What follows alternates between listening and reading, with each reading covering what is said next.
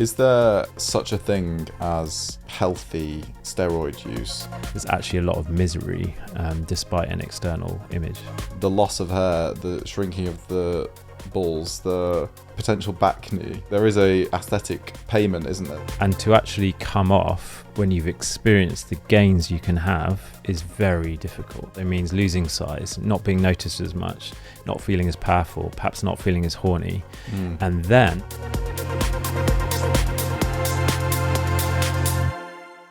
Dr. Ben Davis, welcome back. thank you, great to be here. I told you you were the resident all-out doctor, and I wasn't lying. But today we're talking about steroids. Yeah. So what, in terms of steroids, what is it that you do with steroids in your sort of field? Sure. So I mostly see men either who are thinking about using or who have used and are worried about the health consequences or want help stopping using anabolic steroids. So, and that involves everything from kind of medical workup and thinking about medical effects, but often also a lot about kind of experience of sex and what it means if they stop in terms of their sense of self, in terms of their body image and their mental health, and whether they're ready to stop. So thinking really like about the psychological as well as the medical. The reason that I want to do a special on steroids is that I feel like there is this sort of buried truth around steroid use, particularly in the gay community and with people who are interested in body enhancements. Yeah. There's so many images that we see as gay men of incredible bodies and people that look amazing on social media, but there's not as much discussion around how a lot of and some of these people have actually achieved that look.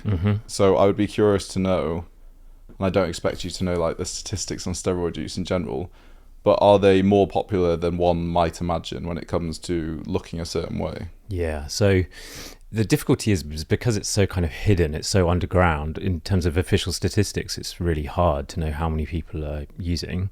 There's some estimates that about 1 million people in the UK are using some form of performance enhancing drug or certainly anabolic steroids.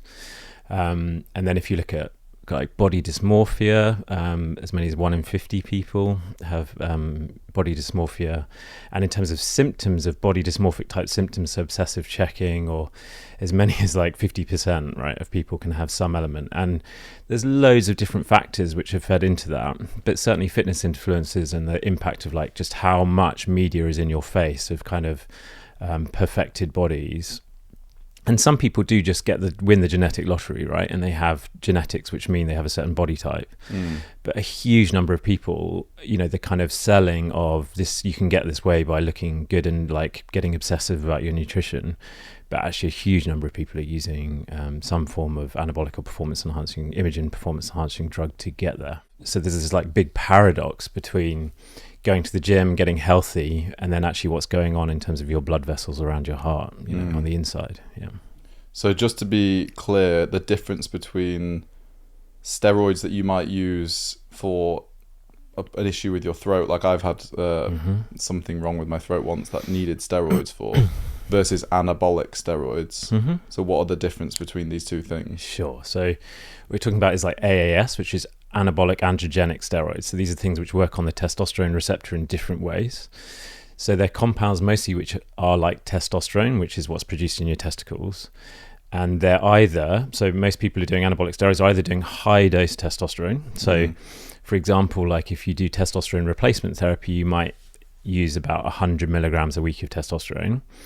Guys who are doing anabolics might do 3 or 6 times that a week. So do say inject 600 or 300 or something, like certainly a multiple of that. And in addition to testosterone, which is what your body naturally produces, they'll take other things. They might take something which stimulates the androgen receptor, so the thing which testosterone binds to, in lots of different ways. So you have then everything from like kind of Winstrol or Deca or like all these other compounds, and that's stacking, where you combine testosterone with another compound. And then often you take medication to deal with the side effects. So you might take a diuretic or something to stop gynecomastia. So they're all things which work on the testosterone receptor, if you like, whereas steroids like prednisolone you might take if you've had an asthma attack or are a very different form of steroids. So we call them steroids, but they're very different classes of steroid. All this conversation is going to be around anabolic muscle building steroids, because that's what this conversation is about. Yeah. So if we were to, for people that have never taken steroids, myself included, I'm always interested in how you actually do take them. So how do people take steroids for muscle building? Sure. So you see a massive range of what people start or get given. And so there's a huge amount of information online people access, but also most people will access it through a gym of some form, right? Whether it's someone who's experienced or who is selling the product in the gym. So most guys will often inject something. So a lot of these, so testosterone you can only really inject, certainly to get the high enough doses. And then the other compounds which are similar to testosterone but different also are either injected or taken as tablets. And there are lots of different health risks with each of those, basically. Okay. So you might inject, say, once a week or twice a week or 3 times a week with different compounds, and then take some tablets which either help with side effects or have other testosterone effects. And where do you inject? Different sites, and so often for people to know about safe injecting sites. So some of the risk is people not knowing where to inject and hitting an artery or hitting a nerve. But there are lots of safe sites which you use for muscular injection, so bum, so glutes, thigh, or even delt are common places. Right. Yeah. And then there's also lots of other compounds other than what I've talked about. So you have SARMs, which also act on the androgen receptor, and you have peptides. And then you have growth hormone and growth hormone analogs, and these are all used in different ways and different chemical soups of things which have an impact on muscular strength. Fucking hell! How do guys at the gym, like normal lads, suddenly become pharmacists so they understand what they're doing? I mean, guys must be just hoping for the best and shooting random things up, right? Most of the time. No, so I mean, what's interesting is there's a huge amount of knowledge, right, which has been built up in kind of underground ways, really, and shared between people about what works and what doesn't. And so some people are incredibly informed, and way more informed than the vast majority of doctors, because they've really they have either had knowledge passed on, or they've learned, or they've researched different things. So you have one end people who have done almost like a PhD, and their level of knowledge is huge, but you have obviously a huge number of people who don't have that knowledge, and are just taking a random mix of compounds with like huge side effects, or like gone in very heavy with massive side effects and risks. So you get the full spectrum of like experience and understanding. Wow. Is there a place you could go if you want official guidance on, if you are going to do it like this? Or is it all very underground, and people who know what they're doing talk to each other? It's quite underground, but there are some sites about kind of, I guess the main thing to say is that there's no safe way of doing steroids. So people who say, you just got to get your lab work done and monitor things and get someone who knows what they're doing. And it's like, yes, to a certain degree, you can monitor certain things, but perhaps we'll come on to talk about like some of the risks of anabolic steroids. But there's risk with, almost pretty much, with every compound which is being taken, either because things aren't known, because there's not much research, or because there's real actual cardiovascular and certainly mental health risk from taking things. And I'm sure this, like lots of performance enhancing drugs, you're pushing your body to its extreme limits of what might be natural for it. So you are, we'll talk about what it does to the body, but you're kind of like giving yourself an abnormal heart rate, or like a sort of pressure in the body that you wouldn't typically experience without the drug. Is that right? So lots of different kind of health risks. But yes, so you can end up kind of with such big, muscle growth that either that put pressure on tendons or on your spine because of your weight. So you are pushing things to the limit, but also, if you're lifting really heavy and your blood pressure is uncontrolled, that can have impacts on your kidneys, and there's lots of different health risks. Yeah. So in terms of how common this is, you deal with patients often who come in for some sort of steroid misuse and problem occurring. And you said to me when you walked in that actually it's not all gay men. This is a problem across straight and gay people. Is that correct? Yeah. So I suppose part of the reason I wanted to talk to you about it is that I feel very passionately about that. So many men don't get help for this, and there's a huge unmet need. And there's huge risk in terms of heart attack, stroke risk, cardiovascular risk. And there's so many complex reasons why people don't get help. But like I've seen men in GP who have tried to get help before and then just been totally shamed for their use. So like, well, kind of what did you expect? You've got yourself into this situation. You just got to stop use. Or a doctor's felt really uncomfortable, just got them out as quickly as they can, rather than realizing actually there's like real vulnerability here. There's complex issues around mental health, emotional well-being, as well as cardiovascular risk, as well as reproductive health, as well as worries about future fertility, as well as sexual difficulty and what's going on. So it's such an unmet need of a problem, and the scale of it is huge, and the long-term health risks are also huge, and it's just not appreciated. But absolutely, so we talked about a lot of who I see are actually straight men rather than gay men in terms of the steroids, and they're brought in or persuaded to come and see a doctor because their wife or partner has encouraged them to go and seek help, or said you need to stop doing this, or they have kids and they're worried about dying and they don't want a sudden cardiac death at 50 and their children not to have a father. So there's a strong motivation often for straight men, particularly in their late 40s, 50s, to seek help.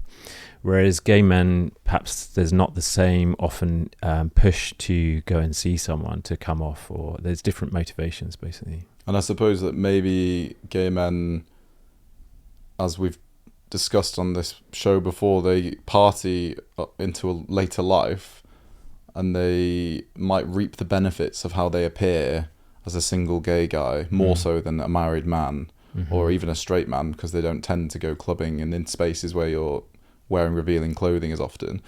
So if the benefit of anabolic steroids is that you look bigger, more muscly and ripped essentially, that to want to stop the attention that gives you must be quite difficult. So they're very similar but different reasons for taking anabolic steroids between straight and gay or bi or other men who have sex with men. But often you're getting to what are the core belief, what's the core belief which is driving your need to take a substance which actually has got long-term health risk. And the core beliefs are similar to about shame, potentially. Often there's a shame at its core, which is I'm not lovable, I'm not worthy, or I'm not attractive, or I'm going to be alone for the rest of my life. And certainly for gay men, in terms of a core of shame, and how anabolic steroid use does address some of those feelings of vulnerability or unlovableness. Whereas with straight men, can be similar, but like someone who perhaps is in long-term relationship but is still using, and more perhaps around masculinity, vulnerability, power, and also feeling amazing, taking something, and then you stop and you think you feel awful, and so people also get in cycles. So there's often a core of vulnerability and shame, but the ways in which that core has developed over time is different for straight men versus gay men. And if you think about also how things have changed over time and how for gay men, so anabolic steroids, particularly in the 80s and 90s with the AIDS epidemic, really took off in a way of, they were both used to treat AIDS kind of muscle wasting, and but also as a way of not seeming that you were unwell, to make sure you looked big. Okay, and you think there might be some sort of leftover cultural thing there around gay men sharing that knowledge with younger gay men when AIDS isn't as prevalent? So how what's considered attractive really changed. I mean, if you look at porn from the 70s or 80s, right, early 80s or 70s, bodies are very different, and there's this real change in bodies over late 80s, 90s, noughties. But also, so a lot of men who are living with HIV end up with, some certainly when it was untreated with HIV, with testosterone deficiency, And so using self-treating with testosterone was a way of dealing with the side effects of the impacts of undiagnosed testosterone deficiency. So there's kind of interaction between living with HIV, certainly when there wasn't good treatment, and low testosterone, and then self-treating with different testosterones and anabolic steroids, really. Oh, that's very interesting. Looking at what steroids does to the body, and I suppose the reason a lot of people take them is for muscle growth. Yeah. How much more muscle can you gain on steroids, or how much more quickly can you gain that muscle versus somebody not on them doing the exact same eating and workout plan? Yeah. So huge, right? I mean, the reason people use them is they work, and they work incredibly well. And it's kind of incredible the results people can get from taking them. So massive, very fast muscle growth, and the ability to shred, so to have really keep low body fat and high muscle mass. And so if you see someone who's got very low low body fat and very high muscle body fat percentage composition, I mean, often, unless they're lucky genetically, that's because they're using some form of anabolic steroid. And you get used to seeing certain body types. I can see someone who'll walk in and just know that they're using, and then so I can ask them more direct question, make sure there's a safe space to talk about it. But yeah, they work hugely well. Right. Yeah. Reasons why some people use really risky anabolic steroids and growth hormone, because the gains are huge. Yeah. So you can, get absolutely way beyond your genetic potential in terms of muscle growth. We get surrounded by bodies. We're so used to essentially enhanced performance and image and performance enhancing drugged bodies, really, which become normalized. But actually just realizing like these aren't like normal natural, but they're enhanced, chemically enhanced bodies of what we're being exposed to through media, through porn, through so many, and just or being out, it's so common. And I think that we are exposed to so many images of other people who look great in a photograph, but so many of them have had plastic surgery or filler or have taken steroids or so many things, which is absolutely fine if you want to do it. But when you see that as the ideal, if you're not taking these things and you're not having the surgery or the cosmetics, it's completely unrealistic to get the same result. Do you think that's correct? Yeah, so it's giving unrealistic expectations. Yeah. And then how being exposed to constant barrage, particularly if you're on social media, of imagery, then leads to kind of body dysmorphia and obsessive checking and comparison. Yeah.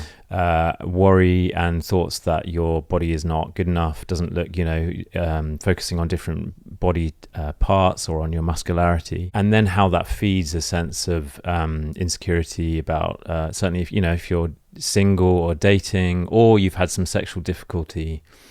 And so also this mix between anabolic steroids, chemsex as a way of dealing with difficult sexual experience or shame around sex, or like losing your inhibitions around sex.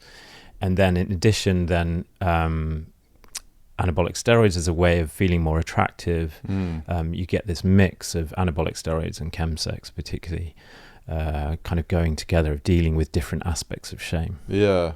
And I think what worries me as well is when more and more people feel the pressure, so therefore they start using steroids or they do get the plastic surgery, then there becomes a new norm of how people look, which is enhanced. So therefore normal becomes even less acceptable. Yeah. So on the one hand, it's kind of like really reducing shame and creating safe spaces for people to talk about what they're doing and what's coming up, and not shaming people for their decision to use anabolics or to do aesthetic treatments. But the other, it's really asking like, what is going on here? Like, what is the impetus? And so often digging down with people, like when someone comes and sees me, and I, do have, like, for example, gay men who come and see me, I'm thinking of doing anabolic steroids. Can you just talk it through with me? And it's like, absolutely. And often you get to it and you're like, actually, you've kind of not had great sexual experiences. You've gone out and felt really insecure about your body. why don't we address those things? Why don't we think about how you can, what a really good sexual experience looks like for you, about your like your core beliefs about yourself? Like, how can we work on those from a psychological, build you up like psychologically, rather than going and using steroids to deal with these inner beliefs about yourself? And often when that happens, actually someone doesn't go on to use them. But that's a moment in time where someone is considering it. So on the one hand, not shaming, but also really asking, like the same with endless aesthetic treatments, right? Like just, there are a lot of clinics, and it's the same with like longevity. So the use of peptides and all these experimental compounds, which people will say, oh, it's about, enhancing longevity. And it's like there are a lot of clinics making a lot of money from this.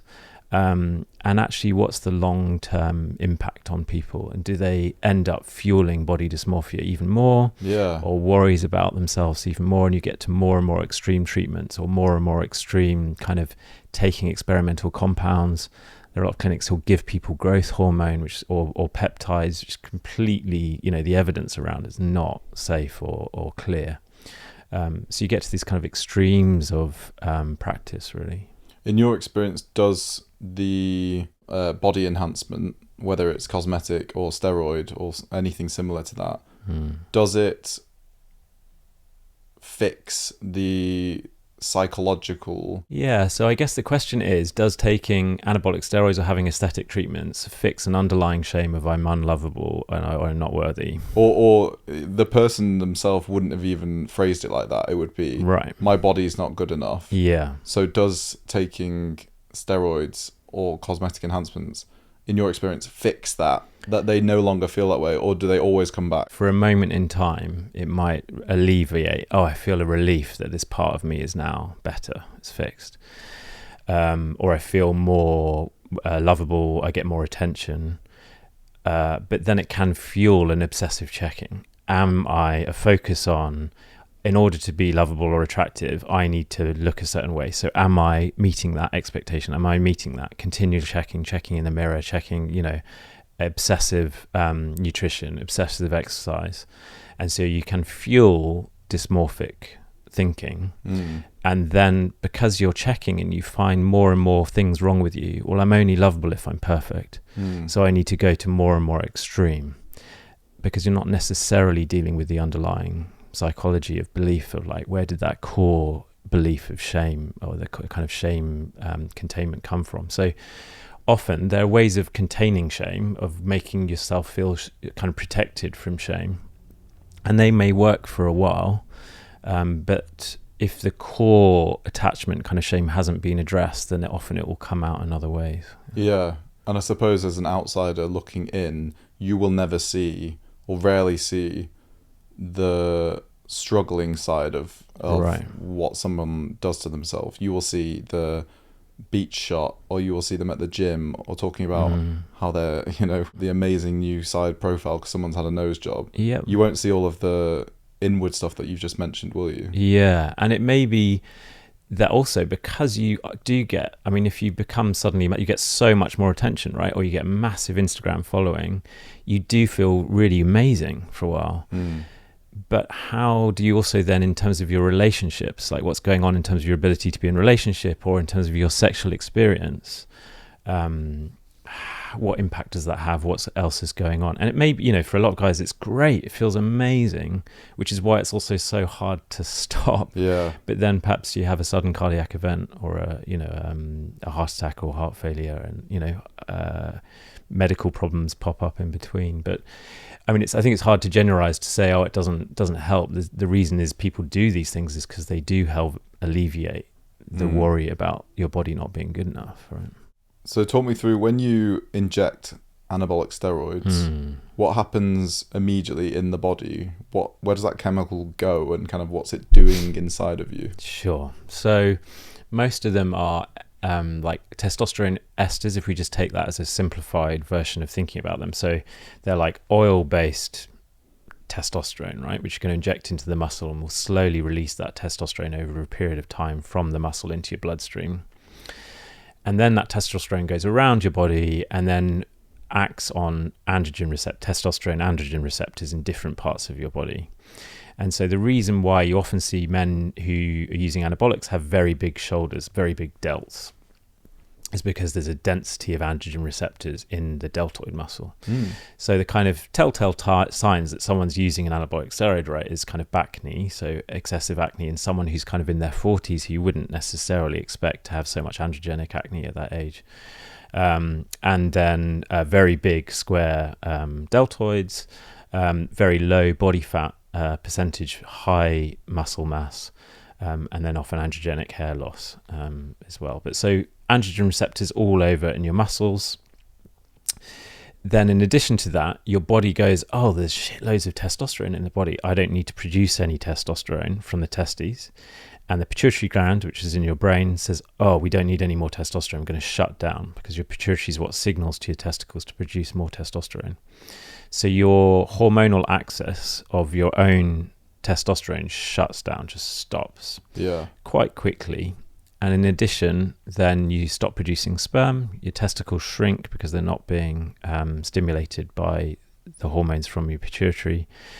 And in addition, you have androgen receptors in your heart, so the heart muscle gets stimulated and often gets bigger. So then on top of that, like, your blood pressure can increase, your cholesterol changes, your lipids change, and you can have toxic effects on the liver. These are just like a few of the things which happen in the body. I mean, if you were to say that to me and I said to you beforehand, I'm considering doing anabolic steroids, so much of what you just said would put me off. Yeah. So I can't believe so many people go through with it after that. Yeah. So often people do contact me saying, can we talk it through? Or what do you think about peptides or SARMs? Or, is there a safe way I can do it? And so I'm like, come have a chat.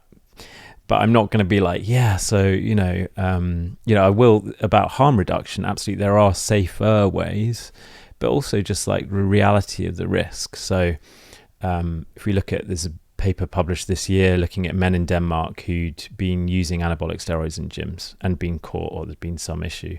And they compared them with men age, it matched for lots of different things, for their age, for their weight, for their smoking use, blood pressure, all of these things, with men who'd never used anabolic steroids. And they found that the men who had used them had a threefold higher risk of heart attack, of needing major coronary intervention, and about an 8 times higher risk of cardiomyopathy, so a problem with the muscle in the heart.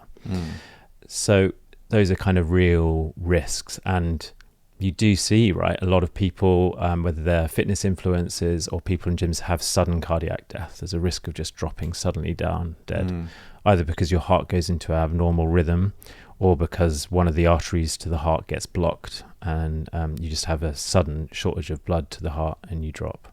Fuck.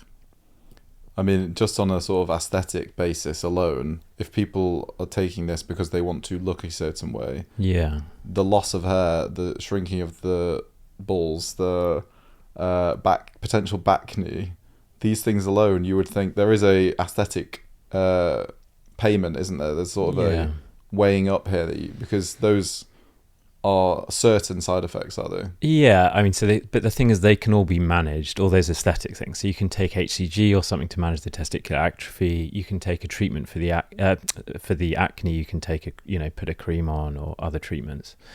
So, and the gynecomastia, you can take something which helps with nipple enlargement or tenderness. So the aesthetic stuff can often be dealt with. And what you'll often hear people say is like, you need to know what you're doing. You need to just have your bloods done regularly, and there's ways of managing things. But I mean, I spoke to you when we came in, and of a patient I have who has been using for over 10 years, and came to me just because he was in his 50s and getting worried about his use and wanted further workup. And so we did a full workup, and, in the private sector, we're lucky to look at the arteries around the heart and see what's going on. And his main artery in his heart has got a 90% narrowing stenosis. And that supplies perhaps, about 50% of the muscle in his heart. And so he's a short period away from that artery just stopping blood flow to his heart and having a major heart attack. And that's all silent, right? And even just from doing his blood tests, his risk doesn't seem hugely risky from just looking at his cholesterol and his bloods, his weight, his blood pressure.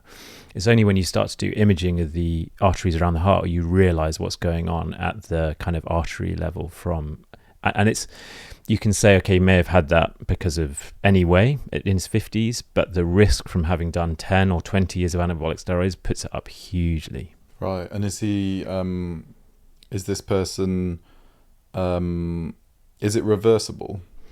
Yeah, so the sad thing about cardiovascular disease is that once you know about it, it's too late. So once you get, or it can be too late, once you have massive chest pain or you drop to the floor because you've gone into sudden cardiac arrest, you're going to have massive damage to your heart. If you're lucky, you may have brain hypoxia, like brain damage. Yeah.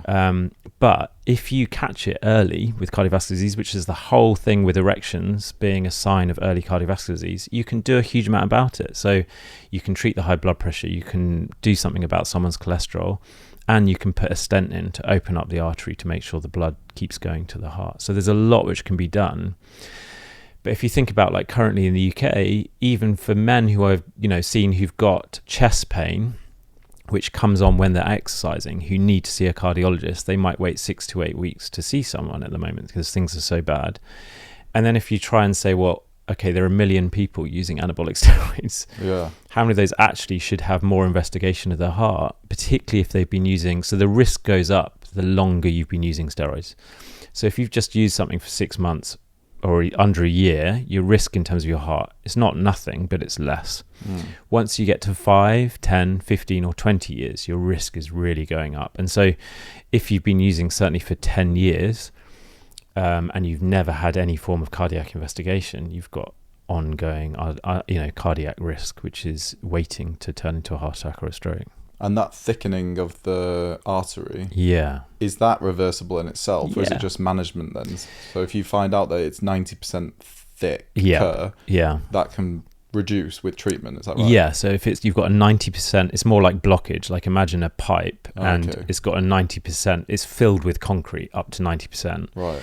You can go in and you can put something which opens up the space, so it allows blood flow. That's a stent. Yeah. But you can also give medical therapy, so make sure blood pressure is controlled, statins, aspirin, things which thin the blood and reduce your risk of a clot happening in that blocked artery. You can't scoop out the blockage. There are different ways of managing the blockage, basically. Yeah, so it can be. Yeah, you can change things, but often actually it's just putting something in which opens it up. And do you think let's talk about gay men here. Do you think that they sometimes think, I will use steroids to look a certain way for a particular event, or just generally, like, I'm 30 now, I'm 40 now, feel like I need a boost, a bit of a confidence boost, or post-breakup, whatever. Yeah. They get that body, and then they think, okay, now I'm just going to lower the steroids and go back to my gym routine. Yep.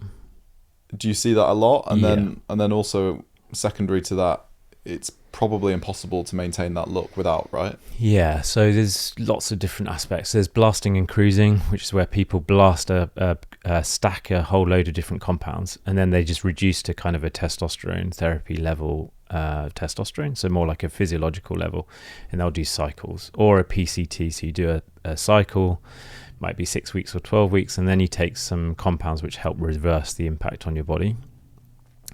But that yo-yoing, so feeling amazing, high sexual drive as well. So if you take a lot of testosterone, your sex drive will rocket. And then coming back down, then you're like, oh, wow, like I don't feel nearly as sexual or as good. Or certainly then if you just stop because you don't know what you're doing, you just stop taking them, then you have no testosterone.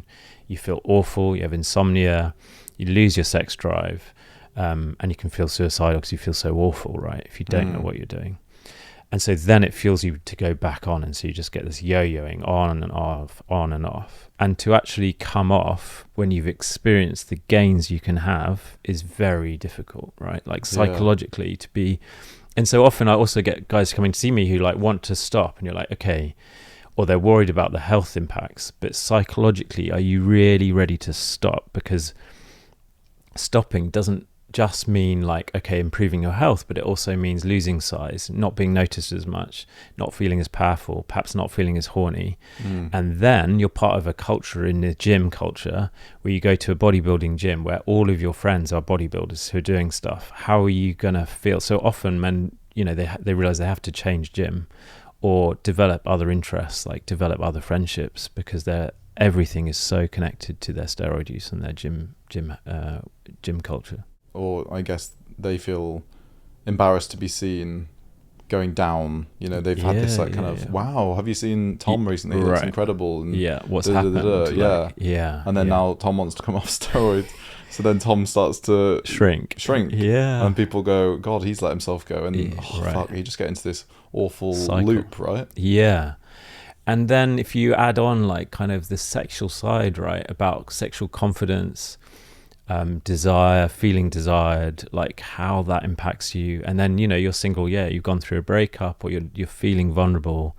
That's a lot to deal with versus just pinning yourself a couple of times a week, and let alone getting help which is informed, which is supportive, which is non-shaming, is tricky. The shrinking testicles, which people often joke about with steroids, that's a real thing. It is a real thing. And I imagine that is I imagine it's not a desirable side effect. So how noticeable is that? Is it like, wow, you've no balls all of a sudden? Yeah, I think we talked in the testosterone episode about testicular size, testicular size and testosterone.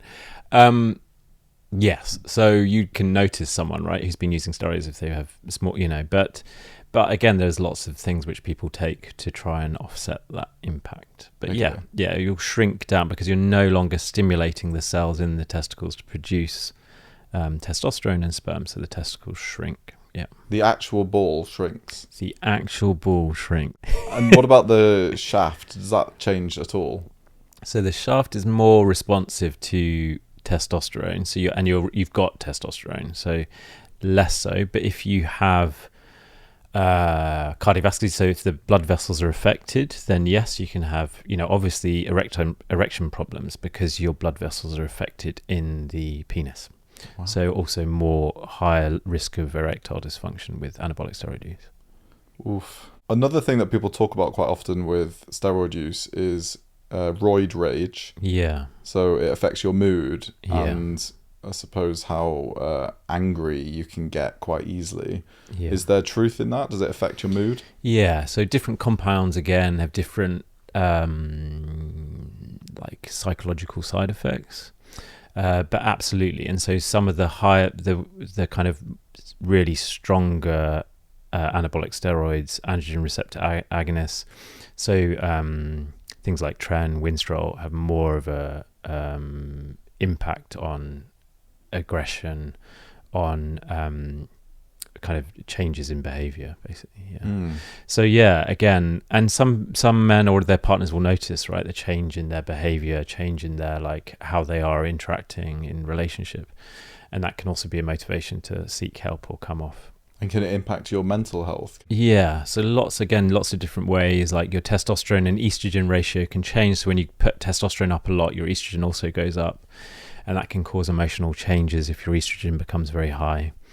But also just often the underlying emotional health of what's going on, and then or suddenly stopping steroids and feeling awful in terms of suicidality as well, and mental health. So it's like a huge wrap up of the physical, cardiovascular, mental health, emotional health, and sexual experience all wrapped into one, really. And it's interesting, if you talk with porn stars, right, about they necessarily having great sex with perfect bodies and penises which have been injected with Invercorp to keep them hard, it's an image of something. It doesn't necessarily mean that the experience is a wonderful one, right? That men who are injecting Invercorp, taking anabolic steroids and using chemsex are having their absolute best lives, and there's actually a lot of misery despite an external image.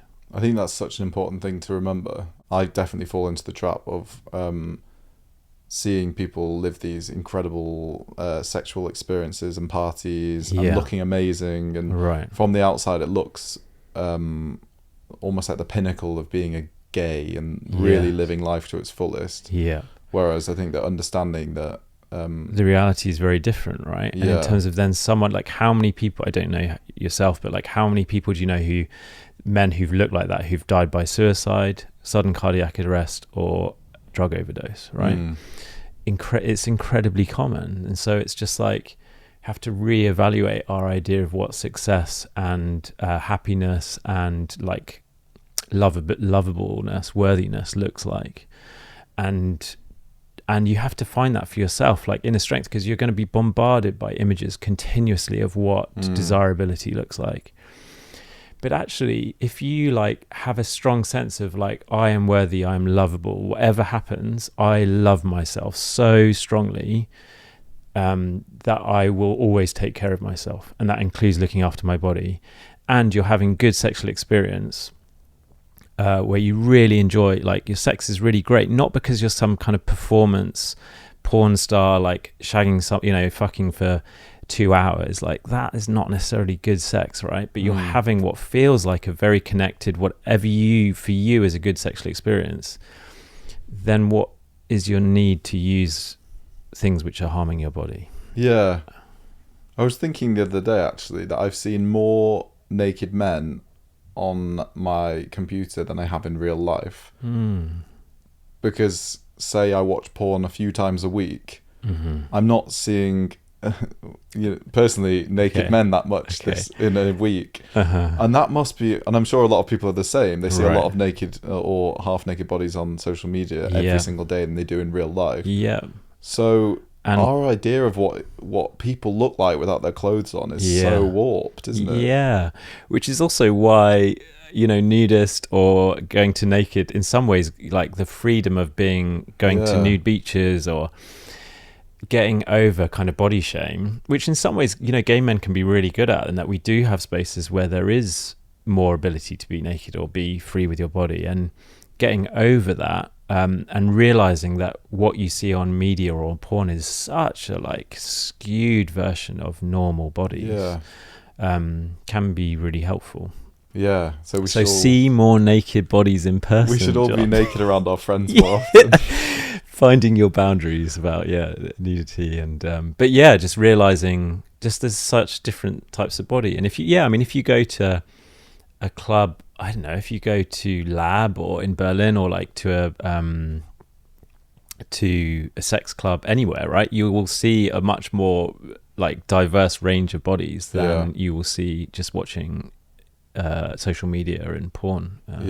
Although you could also say there's more and more, you can change your porn use, so use something which is more naturalistic, or like what are you being exposed to through media, like, and different people find different things attractive. I think that in Britain as well we have a very private view on nudity. Right. We don't see our friends naked as often as other cultures. I know that my friends in the Netherlands or are Germany, constantly naked around each other. And it's so normal. And therefore you are seeing normal bodies all the time. Whereas I think that we are a bit more private here, and I think the US is probably the same. And the same with penises, right? Like the idea of what is a normal sized penis or is often really warped. And the same, definitely the same with bodies. But there are also great pockets of places where people really kind of rebel against that, and just about getting comfortable with your body, and being naked with your body, comfortable with your naked body. The route in which you mentioned, which is actually the route that people should take, which is the looking inward and telling yourself that you are acceptable and that you are normal looking and that you are lovable. That sounds a lot of work because to me that sounds like weeks or months of therapy. Is that the truth of the matter, or is this something that people can do themselves without going to therapy? Sure. Yes, I'm not someone who's like, I think therapy can be helpful, but I think for some people there's other ways of achieving the same thing, right? Which is a lot of the work I do with people in therapy is thinking who do you have in your life who reflects back that love to you, that total acceptance? And asking again, like gay men, like, do you have someone in your life who you could feel you could tell them anything, or you can be completely open and honest about what's going on, and you won't feel rejected, or you feel compassion and loved, and they'll listen to you? And it's sad, right? How many people will say, no, I don't have anyone in my life who I feel that way with. And it's like, okay, so that's what we've got to build. Like, yes, like me being in the room with you, giving you compassion and listening, and kind of giving you a form of love to build your self-compassion and reduce your inner critic up is one thing. But this is 50 minutes once a week or twice a week, or whatever.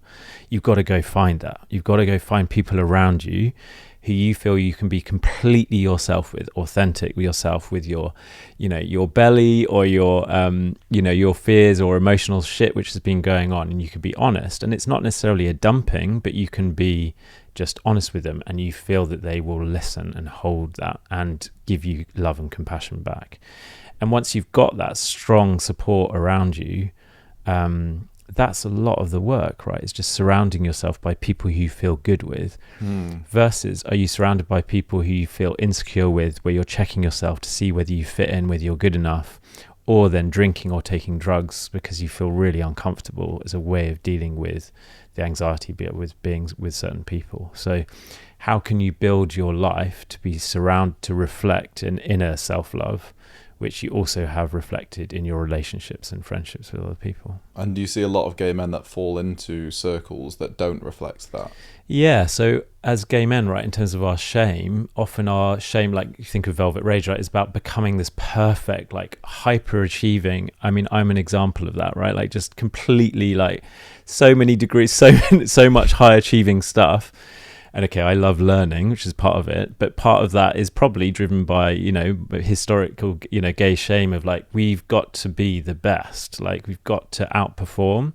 And so you get a lot of gay men who are really top of their game because they are using it to compensate a feeling of, inner gay shame, which is, they do amazing things in creative fields, in fashion or whatever, just amazing gay men. But how do you also then soften the inner critic, and that inner critic which often also criticizes other gay men and keeps you feeling safe by criticizing others, which we could get into in terms of talking about criticizing men who use anabolic steroids. Like it's a kind of that gay bitchy, like, well, like, he's lesser than and I'm more than. And whenever you're kind of in more than or lesser than, how can you get more into a neutral, healthy space, which is we're all human, we all have vulnerability. These are my vulnerabilities. These are these other people's vulnerabilities, and like a compassion for self and other. I feel, based on what you said a moment ago about the being around people who affirm you and make you feel loved, and that your body is acceptable, and even that you can love your body. Yeah. An element of that must be that being in a loving relationship where you feel safe and loved, I'm sure that eliminates some of the pressure that single people might feel, because it's so based on the first impression of how hot you are. So do you think that the fact, and I think it is a fact, that so many gay men are single versus people in relationships where straight men might be, that immediate hotness that you might need being single is kind of adding to this problem? Versus if everyone was in loving relationships, they'd be affirmed a lot more, they wouldn't feel the pressure, they would be a lot more secure in their bodies. Yeah and no. So if you look at straight men, for example, a lot of them, their only emotional outlet is their partner, right? So they don't have necessarily a group of people around them. So women are very good, often have a network of people they have supporting them. Straight men, often there's one person, it's their partner. And the same you could say about, so you find, if you have a belief that, it fuels a belief that if I'm in relationship, then everything is okay. And if I'm not in relationship, things are a catastrophe and things are awful. Then the pressure either to stay in a relationship, which isn't that healthy for you, or to, that everything is focused on that rather than building everything else in your life. So like build it out. Like you can have those loving interactions with friendship. And yes, in some ways, perhaps it makes it easier when you are in a relationship because you have that, and particularly loving affirmation of your body, and perhaps feel more relaxed about your body. but also putting too much pressure on that's the solution adds to the fuel of I'm only lovable, acceptable if I'm in a relationship, or the pressure on your relationship to fulfill so many of your emotional needs. And actually it's healthier if you can have those emotional needs both met yourself and with a range of people rather than just one person. Yeah, because it puts so much pressure on that person to heal your validation, your insecurities. But it can also be hugely healing to be in a really loving, healing relationship. Yeah. But again, the idea of relationship being singular romantic relationship or multiple relationships with people who you feel that, we heal in relationship doesn't mean we have to heal in romantic relationship. Looking at people who are taking steroids and they do grow in size rapidly, the body dysmorphia in which they may have had previously to the steroids or developed through steroid use. Yeah. There's a concept called bigorexia. Yep. Can you tell us about that? Yeah, so bigorexia is a form of body dysmorphia. So where you have hypervigilance and you're checking. So you have kind of like an OCD type cycle where you're obsessive thoughts about your body not being good enough, not being perfect enough. You check, so you look at yourself in the mirror, you have behaviors which then fuel the thought, you find imperfection, and then you have other behaviors which then you do to relieve that anxiety. So like you go to the gym, you work out, you inject steroids to relieve the worry about your body not being right, and then that fuels further checking, so you're hypervigilance and you get into this cycle. So yeah, it's just differences between kind of body dysmorphia, bigorexia versus kind of eating disorders, which are different. But yeah, lots of overlap.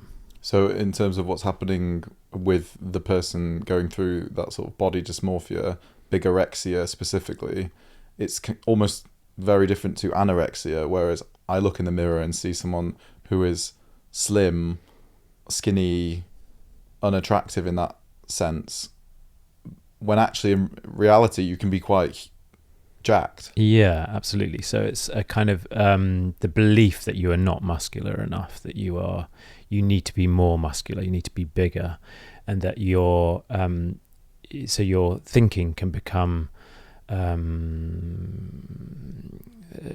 what's the right way, not warped, but slightly inaccurate beliefs about your body. Can people get addicted to steroids? Yeah, so it doesn't necessarily form compared to a traditional model of addiction, but actually, so you can get tolerance where you get bigger, you need a higher dose to get more bigger, to get bigger still, and then when you stop, you get withdrawal. So if you stop using anabolic steroids suddenly without doing a PCT, then you'll get a withdrawal experience, right, where you feel awful, and so you need to go back on. So you get this yo-yoing of on and off. So they are addictive in terms of the effects they have and having withdrawal, and needing often people wanting bigger doses to achieve similar results. Yeah, and I suppose we said this earlier, that if you experience the benefits of steroids, that in itself is addictive. Yeah, exactly. Yeah, and again, facing the psychological impact of stopping, like what's going to happen psychologically if you stop using. Is there such a thing as healthy steroid use? So you do hear of people say, oh, if you take a very low dose of this, it will give you the nudge and the edge at the gym and the physical transformation in which you couldn't achieve without. Yeah. Does that exist, or is that a load of bullshit? So there are things which are less risky and more risky. So there are some anabolic compounds which have much higher liver and cardiac risk, and others which have less. So from that perspective, there's lower and high risk. There's nothing which is without risk. The other risk is that it's gateway. But like if you think of like you start at something you think is safe or less risky, and then you notice the difference, and then you want more, and it fuels a body dysmorphic cycle more. And so then you end up you move to a different compound, and then a different compound, and then you add on 3 other things. Then you add on growth hormone. So again, it's like, yeah, this is a safer way of taking it, or get your bloods done, but what's it fueling, and in terms of the psychological cycle, as well as going from one thing to another. I mean, the key thing to say is there is no, from a cardiac, liver, reproductive health perspective, there's no safe anabolic steroid. Right. And do you think that anabolic steroid use is on the rise? Do you think that young boys of 18 who haven't grown into themselves properly are watching TikToks and getting advice on this online? Do you think this is a problem that's going to get worse? Yeah, absolutely. I mean, I see 18-year-olds who've already been taking anabolic steroids, right? And not like dabbling, but sometimes people go, and even at 18, 20, with a whole range of stuff they've been given from someone who's perhaps been using for 10 years. So I think it's getting worse. I think there's more of it. I think our kind of how much digital media we're exposed to, and also there's just not really a grappling with the issue. Like if you think about eating disorder units or drug and alcohol services, like how many health professionals or services are geared to this issue? Like very, very few. And so there's a lack of help, which will compound it even more. And once you've got going, coming off, and again, you've got no support, it's very difficult. And I think it is something definitely which is growing. And what do we need to do as a society to help people feel that there are other ways to look good and feel good that isn't taking steroids? Yeah. So I think there's lots, right? Well, one is having services which are, shame-free and compassionate, and, kind of very a big advocate for the importance of like compassionate, shame-free spaces where like a guy who walks in who's been using anabolic steroids for 10, 15 years, like they are welcomed in, like, come and see me, build relationship. I'm not here to shame you, build trust. That's so, rather than you got yourself into this mess, get yourself out of the door in 5 minutes, never to return. So building like services which are appropriate. And then I think there are you can feel really depressed about it, but I think there are really things which are changing in terms of the conversations around masculinity, around gay men's health and emotional health, which are more positive, right? And in many ways, we're all become so saturated with digital culture that we want to move to perhaps something which is more in real life, or decrease our use of being exposed to certain digital media. And so having spaces which are more about community, like if you see like the rise in kind of in-person exercise groups, in terms of gay men, or for lots of different, like round here, Victoria Park on a Saturday morning is just full of different running groups, right? So there's like a lot of stuff happening in terms of community, and people being together, and an understanding of emotional health, which is getting better. And for anyone watching or listening to this that wants to edge up their gym routine or whatever, is there anything which is natural that people can take that does actually give them a bit of an edge? Sure. So we haven't really talked about the other side of it, which is that, physical activity, so exercise and good nutrition, is massive. Like if you, in terms of the health benefit, so if you do go from not working out at all, doing no exercise, to doing some, being more active, and it might be working out, so a mix of strength, cardio and mobility, you have massive increase and improvement in your longevity. So the impact of doing exercise is as big as stopping smoking. Like it's a huge, and just going from nothing to a little to moderate makes a massive difference in terms of your health and lifespan. So that's the first thing to say. In terms of like taking things which can help, there are evidence-based things, like creatine is a very evidence-based thing you can take, which improves performance. Caffeine, people like, these are like really basic things which people use, but the main thing is like in nutrition, making sure you're removing ultra-processed food, and your diet is a good Mediterranean diet, is like just a basic thing. You're increasing your fiber, and then you're just doing some mix of those three, of some strength training, of some cardio, and some mobility. And you don't actually, in terms of your health and longevity, you don't actually have to do a huge amount. Like you could just do a full body workout twice a week, have a massive impact on your mental health and your physical health. if you just cycle instead of taking the tube a couple of days or a few days a week to work, can have a massive impact. And so, there are extremes of gym culture and body dysmorphia, but there's also like the majority of people who could just increase their physical activity, which makes a massive difference. Okay. Well, thank you for coming and chatting to me again. No, pleasure. Thanks for having the conversation.